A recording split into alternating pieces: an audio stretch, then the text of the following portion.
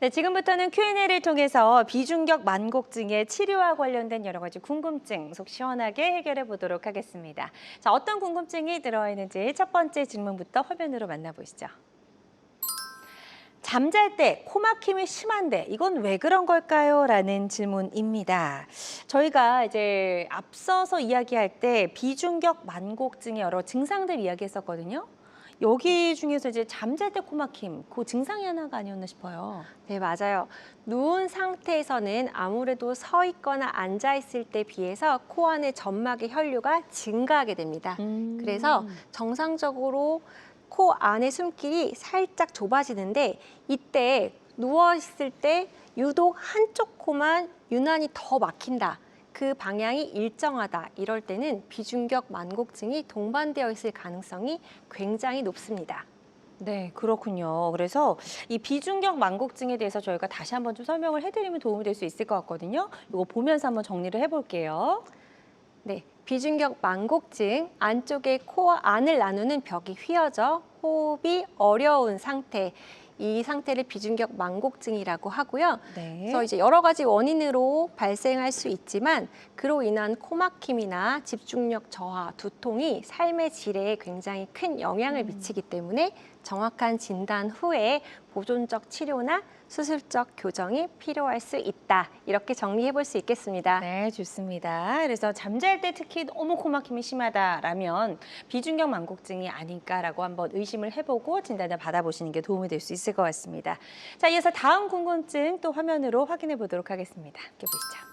비중격 만곡증 때문에 목소리가 바뀔 수 있나요? 라는 질문입니다. 글쎄요, 일단 코가 막히면 목소리도 좀 달라지잖아요, 원장님. 그렇죠. 목소리를 네. 사실 내린 거는 성대지만, 네, 저희가 성대의 문제는 아니지만 코가 막혀 있으면서 안에 공명음이 줄어서 충분히 콧소리 같은 목소리를 낸다고 생각하실 수 있어요.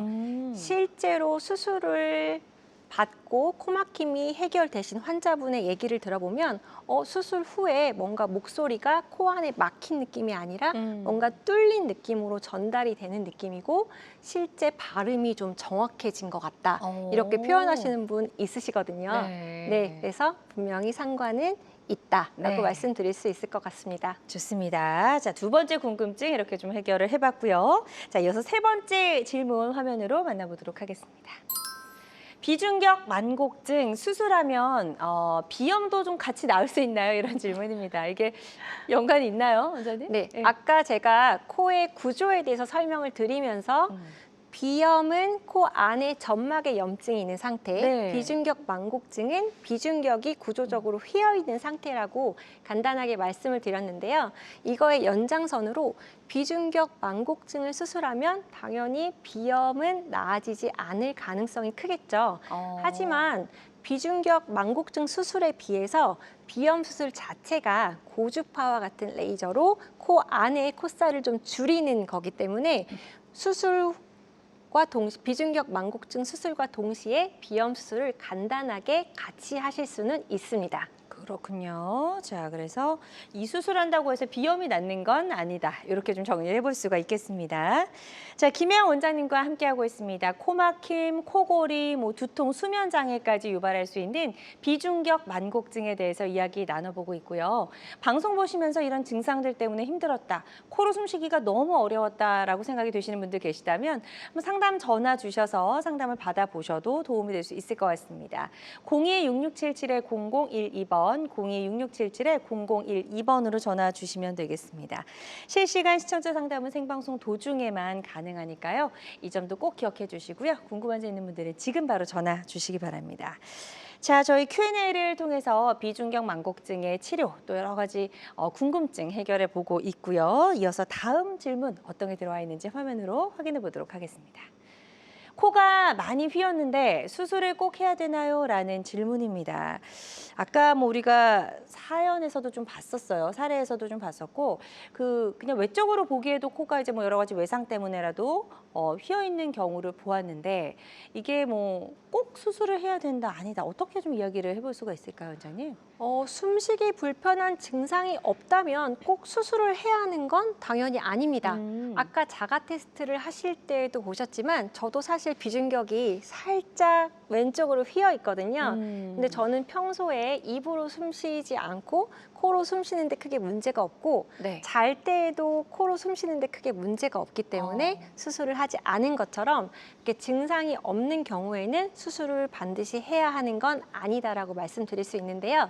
다만 선천적으로 비중격이 휘어 있는 분들, 이런 분들은 코로 숨을 잘 쉬는 느낌이 어떤 것인지 사실 잘 모르시는 경우도 있을 수 있어요. 그렇겠네요. 그래서 이런 네. 분의 경우 수술을 하시고 나서 코로 숨을 잘 쉬게 되면 코로 숨을 쉬는 느낌이 이런 건지 처음 알았어요라고 하시는 분이 꽤 계십니다.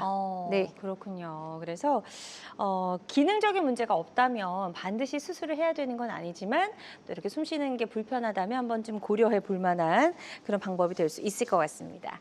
자, 이어서 다음 질문 또 만나보도록 하겠습니다. 보여주시죠. 비중격 만곡증의 수술 회복 기간은 얼마나 되나요? 라는 질문입니다.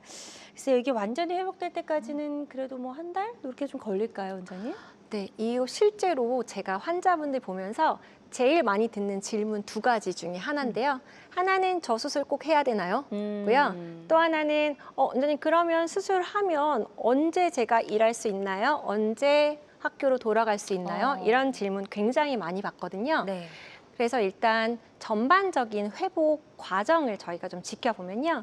수술 직후부터 3일까지는 굉장히 부기가 최고고 코막힘이 더 심해져서 수술을 괜히 했다라고도 생각할 수 있는 시기입니다. 그러다 이제 1일 후에 코 안에 솜을 제거하고 1주차에 코 안에 있는 비중격을 지탱하고 있는 부몽을 제거하고 실밥을 제거하고 나면 코로 숨을 쉬는 느낌이 조금 나면서 수술을 잘했나 보다라고 생각하기 시작하는 시기고요. 이때쯤 되면 일상생활의 복귀가 보통 가능하다고 보시면 되겠습니다. 그래서 빠르면 1주, 늦어도 2주 안에는 일상생활 복귀가 가능하다고 얘기 드릴 수 있을 것 같습니다. 네. 이렇게 되면서 2, 3주차가 되면 이제 저희가 코 세척을 시작할 수 있게 되고 그러면 점점 먹먹한 느낌이 점차 감소하고 점점 숨쉬기 편한 느낌이 느껴지기 시작하고요. 1개월 정도가 되면 이제 호흡 개선을 실제로 체감하실 수 있게 되고 6개월 정도가 지나면 그 수술 부위가 모두 안정화가 되어 호흡이 편안한 상태에 이른다고 보시면 되겠습니다. 네, 그래서 일단은 3일까지는 좀 많이 힘들 수가 있고 1, 2주 안에는 이제 보통 일상생활이 가능하다. 이렇게 좀 기억을 해두시면 도움이 될 수 있을 것 같습니다. 자, 비중격 만곡증과 관련된 여러 가지 Q&A에 대해 저희가 살펴보면서 궁금증 해결을 해봤고요. 궁금한 점, 그래도 나는 좀 궁금한 점이 있다 하신 분들은 02-6677-0012번으로 전화 주시면 되겠습니다. 자, 김혜영 원장님과 비중격 만곡증을 다스리는 치료법들 살펴봤고요. 치료를 고려 중이거나 또 고민인 분들 계실 것 같아요. 오늘 방송 보시면서도. 그래서 그런 분들이 치료 전에, 수술 전에 또 반드시 알아야 될 주의사항 같은 게 있을까요? 네, 간혹가다 특히 이제 최근에 한 연예인이 비중격 만곡증을 수술했는데 코가 예뻐졌다라고 선언을 하신 분이 있었어요. 그런데 이런 네네네. 비중격 만곡증의 수술의 목적은 사실은 이런 외형적인 것보다는 숨기를 확보해서 삶의 질을 더 좋게 하는 데 있다.